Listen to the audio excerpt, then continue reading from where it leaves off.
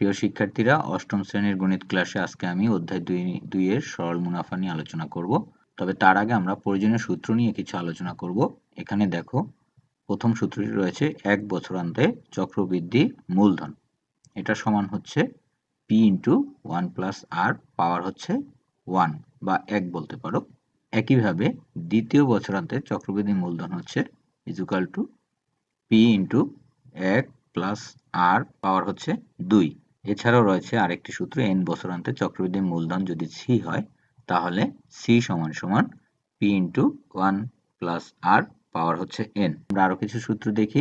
সরল মুনাফা সমান i equal to p R n। এখানে যে p অক্ষরটি তোমরা দেখতে পাচ্ছ এটা হচ্ছে আসল। একইভাবে মুনাফার হার হচ্ছে r। এখানে যে তোমরা পি আর এন এর আর দেখতে পাচ্ছ এটা হচ্ছে মুনাফার হার এবং এন হচ্ছে সময় বা বছর।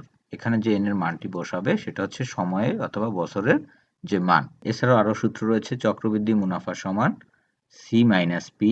এখানে সি ইকুয়াল টু আমরা লিখতে পারবো পি ইন্টু 1 প্লাস আর পাওয়ার হচ্ছে এন, মাইনাসের জায়গায় মাইনাস এবং পি। তো চলো শিক্ষার্থী বন্ধুরা, আমরা সরল মুনাফার একটি অঙ্ক করে ফেলি। আমাদের পাঠ্য বইয়ের 1 নম্বর যে অঙ্কটি দেখতে পাচ্ছ, বার্ষিক 10% সরল মুনাফায় 1200 টাকার 4 বছরের সরল মুনাফা কত? এখানে 4টি অপশন রয়েছে, কতে 120, খতে 240, গতে 360, ঘতে 480। তো চলো এই অঙ্কটি করার মাধ্যমে আমরা শিখে ফেলি কিভাবে এই অঙ্কটি করতে হয়।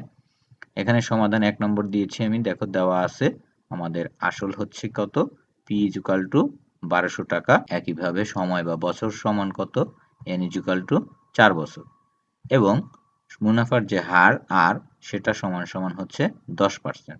তো এখানে এই যে 10% এটা সম্পর্কে একটু আলোচনা। সেটা হচ্ছে তোমরা 10 জায়গায় 10 লিখবে এবং এই যে পার্সেন্টেজ যে চিহ্নটা, এই চিহ্নটার জন্য তোমরা কি করবে, গুণ দিয়ে 1-এ 100 লিখবে। আমি আবারও বলছি, তোমাদের যে এই যে শতকরা বা পার্সেন্টেজ যে চিহ্ন, এর জন্য গুণ চিহ্ন দিয়ে 1-এর 100 লিখবে। এখন আমরা যদি এটাকে কাটাকাটি করি শূন্যের সাথে শূন্য, তাহলে থাকে কত, 1/10। তো আমরা এটা লিখে ফেললাম। তাহলে আর এর মান হলো 10 ভাগের 1 ভাগ। এখন আমরা অঙ্কটি করব। আমরা জানি যে সরল মুনাফা সমান i equal to P R N বা পি এন আর, যেভাবেই লিখো কোনো সমস্যা নেই।